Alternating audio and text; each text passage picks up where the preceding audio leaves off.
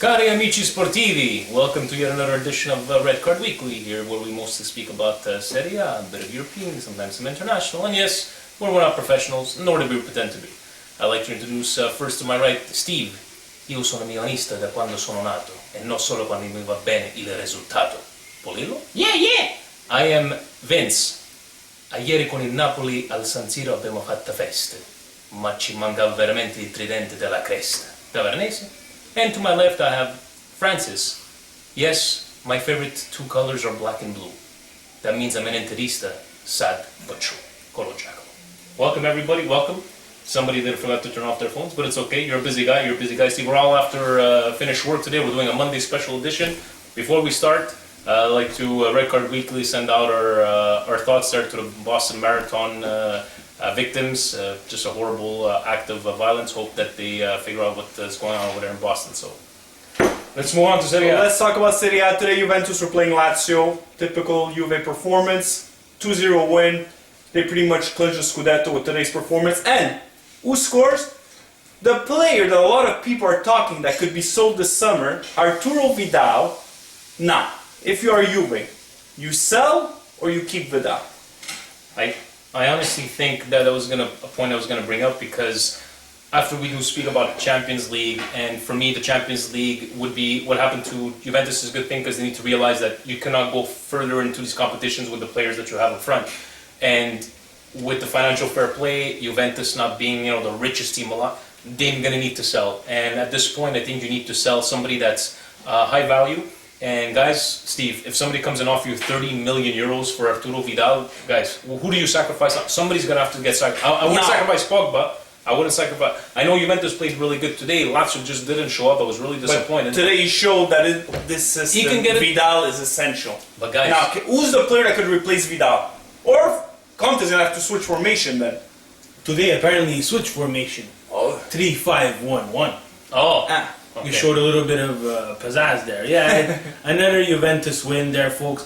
Look, I agree with you, Vince, there. Sell high and you're going to get the richest reward. But unfortunately, Juve are not in a shape that they could lose Vidal. You saw in the second leg without Vidal against Bayern. But unable to it comes back to there was a nice tweet there on the from a Juventino saying we need a plan B, like a different system. You can't keep on playing with these three defenders all the time and expect to come up with something really big. So I think if it was up to me, yes, it would hurt. Just like it hurts Thiago Silva and Ibra, there are sacrifices that need to be made. It is a business, and right now your best asset. And I do believe that if Conte is as good as a coach that everybody says, he'll be able to adapt. Just like Allegri did without Ibra and without Thiago Silva. Oh, you want to talk about Allegri? You want to talk about Allegri? Because Napoli played Milan for a second and third spot.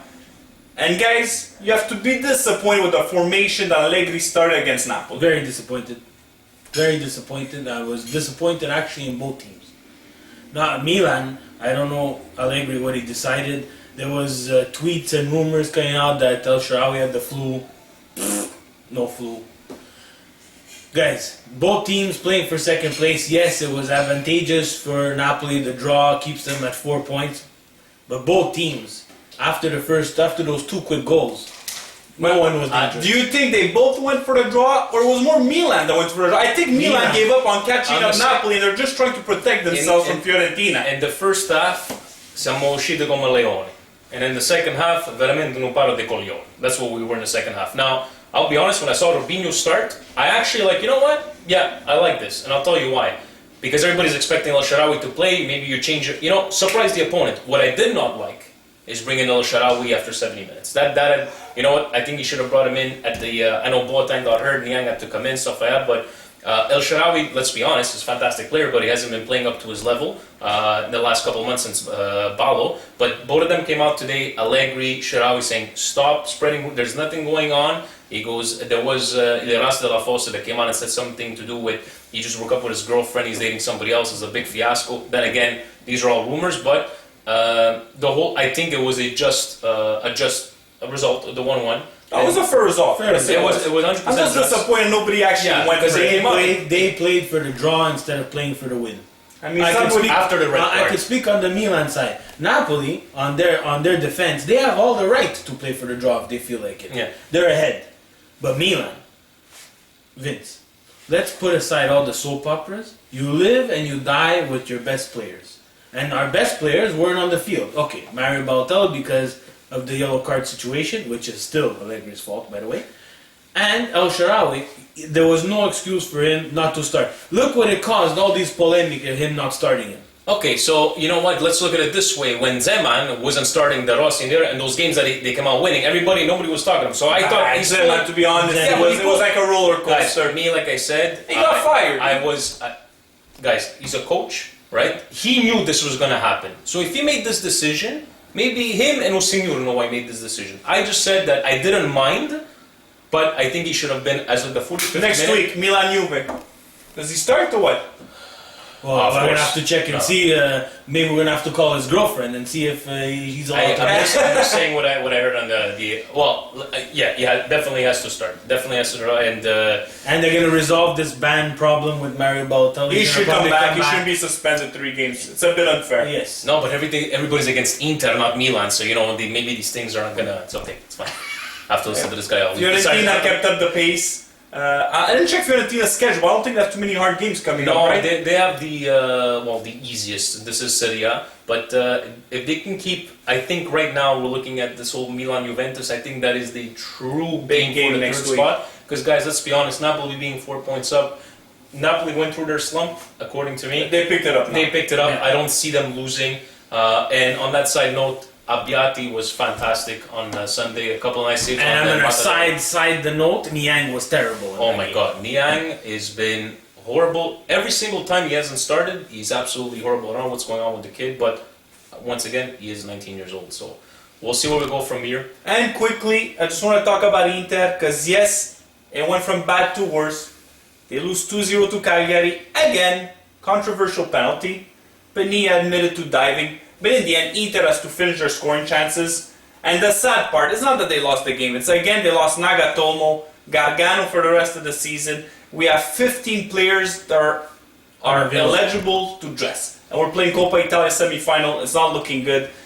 This is one of the worst seasons. I just want to say something. Moratti came out and he said why Mourinho resigned. And Mourinho said it after they won the tripletta. He goes, Inter's going to pay big for this one. No, That's why he left. not He what knew was it said. was- no, What was said that's why was it was Mourinho told Moratti, I don't know how you keep on playing in this league, that everybody's against you. And they still won La Tripletta that year, so please. Because they had a don't twist fantastic words. team. They had a Don't twist fantastic it up. team. Okay, listen to me. The first game, I watched that game, Inter game. What did I say? We're messing Agumi. They're looking pretty good. Alvarez seems to be good. As soon as we jinxed you, right away. But I will say this. Yes. The penalty was completely invented.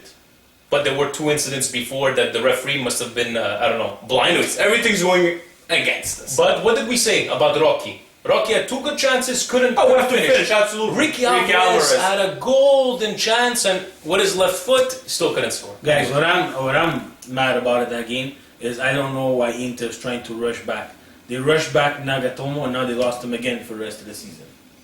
You know, That's a good stuff point. that comes from upper management. Yes, Stramaccioni came out and said, and I agree with him, and I actually felt bad for him. In a couple of articles, he's being left out, he's being hung out to dry by the Inter upper management. And it's very, very bad because he only had 14 players to dress this week. That's not a lot of players. But If you're a top club, you can't act like that. it. This But guys- can't be. It's unacceptable. I'm sorry, Inter, okay, that bad luck, I'm gonna admit, we got a lot of calls against, but this is ridiculous. We're putting ourselves in that Yeah. situation. It's Yeah, come on. like, It's we always becoming talk- a running gag now. we- And I we- understand why everybody's making fun of Inter. In the end, they're asking for it. And that's where we're getting. And yes, we like to make fun without the whole invest. But right now in this situation, there's nothing else that you can, look at. But what I Hope that felt, the season finishes what I as feel fast bad, as possible. what I feel bad is somebody's gonna get the boot. Unfortunately, I don't think it's. You know what? Yes, we all make fun of him, Stramaccioni, but he did some good stuff with La Primavera. I think, unfortunately, he's gonna get the boot because they need to revamp. Definitely for next year. Okay, so we have no money in the end. We have no money. To be very honest with you, if I was Stramaccioni at this point, leaving me out to hang to dry, I wouldn't even want to be there anymore. Sign with me There's no last option. It's that or nothing. True. Now, let's talk about Champions League, because we were talking about matching up the best Italian team against the best German team. We want to compare to see where Serie A was at, and we realized that we are a little Vince far was right behind. again. Yes, Vince was right, because over 2 legs, I did not think that Juve would get dominated like this. But, guys, we have to say that Bayern, it's 3-4 years that they're competing. It's 3-4 years it took them to get to this point. Just showing that Juve, over a year, 2 years, you won't be in those top teams in Europe. It's going to take time. Yes. Steve? It's gonna take time, and of course, we all watched the game. Unfortunately, we lose an Italian team. No, unfortunately, Bayern- that's according to you. Go on. According to me, unfortunately, we lose an Italian team. And yes, Bayern were by far the better team. Guys, we can try to dissect the game any way you want. They scored, Juve didn't score. They dominated the midfield, Juve didn't Totally show up dominated the midfield. Juve's back three should have never been a back three. It had to be a back four. Thank you. Thank you. And of course, Mr. Conte did not want to adapt, did not want to admit that maybe this formation was not the ideal formation for Juventus in this game, and he decided again to roll the dice. And unfortunately, Juve need a top striker. All the Juventines are very happy that Loriente is coming, but Loriente is not the top striker. And they also have to find a solution. If Pirlo's out of his game or the other team neutralized Pirlo, they have to come up with some other type of formation, another solution. We've seen it way too many times. Like as soon as Pirlo's has been taken that space away, so he doesn't perform. And I don't know, guys. Like I said at the beginning, I believe that this was a good thing. Just like when Italy lost 2010, that we needed to revamp and got these things into it. Same thing for Juventus. You can't go on thinking that you're a top team in the world when you're just winning in Italy and you get shellacked, like shellacked. You got. They got dominated. They got dominated. They didn't from, show anything. from A to Z. So let's see what they do. But I still believe one of you Juventini is going to get sacrificed, 100%. Unfortunately, we also saw that they tried to line up Pogba next to Pirlo, and that still didn't work out. Now, it didn't work out, and I'll tell you why. The game filters always around Pirlo in every game that Juventus plays. So even when they isolate him, I don't think the other players are comfortable filtering the ball to Pogba. Unfortunately, Pogba showed his youth where he had some heavy touches, the nerves were there, but he's gonna get better and he's gonna be an awesome player. But you cannot buy experience. So this is a good But experience. that Bayern midfield is maybe the strongest midfield in the world in terms of pressing. They have speed, they're strong. I mean, they're the total package. They're technical. Right now, as we speak, you're not going to say Bayern Munich is the best team in the world? After what they showed against Juve, yes, but now we're going to see it against Barca. We're going to talk about the draw after, and you can come up with another prediction. How good have I been in my predictions? Ladies and gents, Barcelona is going out this year. They ain't winning no Champions League. This year is Bayern Munich's year. And you know why I say this? Because this is so karma that you go guy to guy like Pep Guardiola, and this year they're going to win. They already won the Bundesliga, I think, back in November. They're going to win the German Cup. They're going to win the Champions League, and then Pep Guardiola is going to come here and is like, what the hell am I doing here? Because we definitely don't need you. And I think that's why this whole Pep, in his defense, he wanted an experiment. mortgage the house on Bayern Munich. Listen to Vinny. Talking about Barca, they played PSG, and credit to PSG, they drew 1-1 at Camp Nou, and they took the game to Barcelona. Barcelona looked really uncomfortable. They looked disturbed, and when PSG took the lead, that stadium was quiet. 90,000 plus. And they showed that no Messi, no party. Because Messi came on, guys. I'm just saying. Not that he had a great impact. Yes, he was involved in the goal and everything. Just the whole body language of that team changed. The whole crowd actually got behind that team. They started believing. This guy, it's incredible what he does for that team. This is not the Barcelona that we used to see. They're on the way down. But I will say this: every time Messi hasn't played those few times, I never seen him play like this. And I was starting to think, I'm like, what's going on? Puyol is one of the leaders on that team, and he's the one. I believe, I'm not 100% sure, but I believe he's the one that, like, to keep him together and go, hey, you know what? This team is more than just Messi. And you didn't see this at all against PSG, because the team, there was no like, oh, what a cracking chance, and they're dominating. PSG had more chances. They could have put that tie away. Lavezzi missed a good chance also. You know what? Good for them. So I don't know. That's why Barcelona. Je sais pas. PSG, I guess they have to buy that experience too, being at the Camp Nou. Okay, Steve, they play like an experienced team. Come on, you have to admit it. They were in control of this game. But Credit to experienced team Ancelotti. put those games away. Guys, you're playing Barcelona also, eh? That's I understand, but they had a chance to put the game away and they didn't. And just somebody that impressed me, Verratti really impressed me. He was composed, he was getting involved, he didn't look out of place, and that's the player that maybe Juventus should have bought, because at 12 million or whatever PSG... 14, I think. 14! Don't tell me that was out of the price range. No. But who was I surprised with? Who didn't look his age? Surprisingly, Beckham. He actually played a good game. I was watching like from his first. The first game wasn't that great, but this game. They came on at the end. It's not No, like he he was started. there- What are you No, talking Motta was there with Verratti. No, he came in and He showed his dynamic and everything. But Verratti, 14 million. That's what he's gonna get you. I just want to say, a lot of people have been talking after this game because nobody won really. 3-3 on aggregate. Nobody won a game. They want to change the rule of the away goals. Are you guys for that or no? If nobody wins the game, if nobody actually wins one of the two legs, do you think the away goal rule should come in? I think that they should change it. It's just that it's been a tradition for so long that it's going to be a bit too hard to change. I like your point, Steve. But I like this one better. Where not in a tie where it's like 1-0, 2-1. I would like it more like 1-1 tie or 2-2 tie. Only in those situations would be good because it kind of sucks for PSG. Somebody has to For win now. a game. They didn't win. They didn't lose. They didn't win. But it's still Barcelona to pass because they scored 2 goals in Paris. Now, if you wanted drama, we had drama in Dortmund. Let me tell you, there's no other sports that provides this drama. 2 goals in extra time. You had to watch it live to really feel it And believe it. and believe it. The emotion of the coach, the players, the crowd, and the commentator. Guys, 2 goals in extra time to send Dortmund. They deserved it, yes, but they missed so many chances over 2 legs. Now, the next round, they won't be able to afford missing that type of chances. No, the next round they're going to be up against a Real Madrid side who is going to be very angry. They beat them and they tied against them during the round robin. They were in the same group. I personally have been reading online and a lot of the German newspapers have been saying, oh, it's a good draw for Dortmund.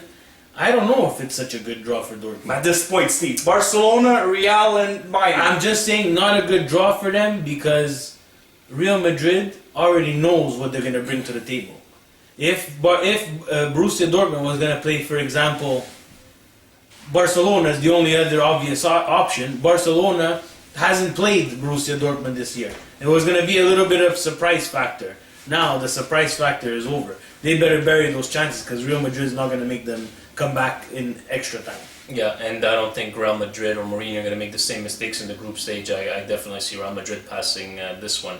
And Dortmund, kudos to them for that whole game. I watched both games at the same time, and I couldn't believe what I was seeing. And it's unfortunate because there was a couple of incidents. You guys saw the Malaga 2-1 goal was offside, and their 3-2 goal was offside as well. And the 3-2 goal was it was offside, right? No, Borussia Dortmund had to pass because Malaga shouldn't even be in that spot. And Those players don't even belong to them. still. And that's what we're joking around. Like, is it possible these guys that go, look at this, they're not even supposed to be there, and they're gonna get into the semifinals? I was frustrated. I can't believe I this. had no choice because I was at work. Red Car Weekly, the paychecks did not that good. And I was watching it, following it just on the UEFA website where they show you moments of action. And at 90th minute, I was very, very angry. I didn't understand how Malaga could pass. Then the thing went mental. The UEFA site on the goal Bayern, and then 2 seconds later, before we refresh, Borussia, boom, another one. I was going crazy. It's mental. But just Borussia is a team that everyone wants to watch. They're so intense. They play with a sense of urgency. They're dynamic. They have their 3 guys, Royce, Götze, Lewandowski. They give a good show. They're flicking. They're running. They're fantastic. You cannot not like them. No. But even though there was controversy, the best. Okay, guys, what do you think about this? I just came up with this. Everyone's complaining about those offside goals in the box. What do you think about soccer revamping the whole game with once the ball's in the box, no more offsides? What do you surprise us with these kind of things? I'm just saying. What do you think about If that? the ball is in the box, If the ball's in the box, they complained that Malaga's goal was offside. They got beaten, all these guys. It's the net, and once you're in the box, that's it. There should be no more offsides at that point. That would, guys, it would Stretch the game a lot. It would stretch the game, but it would clear up a lot of controversy. That's for sure. Call Sep. Could you just be happy with the goal line technology that the EPL is going to be using next year? Because that took 20 years. Well, at least somebody figured it out. No, or you go like Serie A, you add 2 referees and you have more controversial calls. Here's another good game for the casual viewer. Real Madrid lost to Galatasaray 3-2. What a game. And, okay, Real Madrid were never really in danger of losing this tie. They scored early to put this thing away. But Galatasaray came back with 3 goals in 15 minutes. And when they scored that first goal, that crowd got behind them and they pushed them and they missed some sitters. Yeah. And the Turkish fans, they're quite great. At 3-1, I'm looking at the clock, I'm like... Did you believe that they were... I hesitated for a couple of minutes. I was like, no, Cristiano Ronaldo with that goal there. But kudos to Galatasaray. It's just that, a guy like Drogba now, I think he's not gonna. I don't think he's gonna play next year. Or I think he could still play from what he showed. I think. And my favorite player, Wesley Sneijder, came through. He did come through. He scored. But we'll see. But kudos to Gala that came in there with nothing to lose And went for it. That's it. When you lose 3-0 at home, they went there to win the game, and that's it. Yeah. And guys, you get to say you beat Real Madrid for a club like Galatasaray. That's big. Yeah. It's very big. So It's big just to be in that position. We'll talk about the draw, guys. Real Madrid got Dortmund, Bayern got Barca. I'm not sure what you guys were hoping for. All I'm saying, I hope we have a split final. I don't want 2 teams from the same country. I don't want no Clásico. Honestly, guys, I'm fed up of Clásicos. Clásico this, Clásico that. Real versus Barcelona. No. I don't want this. I want exactly what you said. And you know what? I wouldn't prefer Dortmund versus Bayern Munich. But I see Real Madrid, Bayern Munich in the final. I don't want no Clásico, guys. I'm sorry, I'm fed up with Clásicos. Every year there's 15 Clásicos. After the semi-final we saw last year between Bayern and Real, that would be a fantastic rematch for the final this time. Yeah, that's what I would like to see. Real Madrid, I'm making another prediction. Real Madrid, Bayern Munich, mortgage the house. I'm saying, if it's not Real against Bayern, I want to see Dortmund against Barcelona. Interesting. I think Dortmund could give Barcelona a good game. It would be a good offensive game. I have to agree with Vince there. I cannot handle another Clásico. It's just it's over exaggerated. They play themselves. It's not 17 last times. as luster. It's losing its luster for how many times they're playing against each other. And the worst possible stage for anybody outside of Spain would be El Clásico in the Champions League final. Seriously. All right. And then people were saying that the draw was fixed. No, really, guys? The UEFA draw was fixed with the little balls over there? Okay, cool. So. That could be fixed, but not Serie A. Serie A is not fixed. What are you talking about? Guys, let's go for our red cards of the week. We have 5 minutes left. Actually, yes, I have 2 yellows. Oh, yeah. It's been a while. I just We thought spoke about this before the show. This You want was a to good roll. one. It's a month that you've been respecting the rules. Yes, and but I just thought about this because I was watching go. DPL. So you start. I was watching DPL on Saturdays, watching the Arsenal game, and they were losing 1-0, and they were really sucking badly. And I was like, that's it, Arsenal, goodbye for 4th spot. Guys, this is the box. The referee on the field is 4 feet away from the incident. Okay? On Giroud. This is called the goal kick. The linesman at the other end of the field. No, that's a penalty. The guy goes running over there. You think it's a penalty, and he gives it. Guys, I've never seen this. How does a referee, the linesman, that's 45 feet away, the guy's 4 feet away, and he gave a horrible referee, and this only happen in Serie A. A yellow card to him, and the other yellow card goes to the Malaga owner, coming out and saying that what happened to Malaga was an act of racism. Against what? Racism against what? Against Spanish teams? First of all, buddy, why don't you pay your bills? Because you're not supposed to be there in the first place. Yeah. And second of all, your goal was offside too, so don't talk about racism this and racism that. We're trying to take racism away from the game. Here you are, Bring it Mohammed bin Shamouch, whatever. That's his name. I'm trying to... but say it in a respectful manner, and don't be racist. Sheikh, I'm not a racist. He's a sheikh. Okay, Sheikh Mohammed. Sheikh Mohammed, don't bring racism into the thing. Are you done with your 2 yellows? Yes, I'm done. Steve. Mine's gonna be quick. Red card goes to the Millwall fans. Millwall fans in the FA Cup FA Cup semi-final. semi-final lost to Wigan. So they started to fight. And everybody's gonna think they started to fight against the Wigan fans. No. The Millwall fans, they're so tough, they fight their own fans. You're a hooligan, man. And we're not finished with EPL bashing this week, because my red card goes to the Newcastle fans. They lost the derby 3-0 to Sunderland and my friend Paolo Di Canio. I won't do the salute. No. That would be Newcastle racist. fans, after the game, started beating up on the horses. On the what? The horses. The Bobby's horses. The Bobby's a cop in England. They were beating up on the horses. What does the horse have to do with it? Exactly. That's They were racist. He's I'm racist just against saying. horses. No, I just want to know, will the Newcastle fans start being banished from stadiums, or this only happens in Serie A when people play it in front only of happens nobody? to Lazio. That's true. What, it's 4 times this year or something? Forte chiuso per tutti. Anyways, guys, big game next week, Milan-Juve. Yeah, we'll see how that goes. And guys, by the way, we're at, we forgot to mention, we are at Francis's luxurious 6,000 square feet condo. His kid has a red and black pajama. His chair, high chair, is red and black. What do you guys You think? haven't seen my wife when she wears red and black. Now you're telling us your wife wears red and black? See you next week. See you Ciao, next guys. week. Ciao. Bye.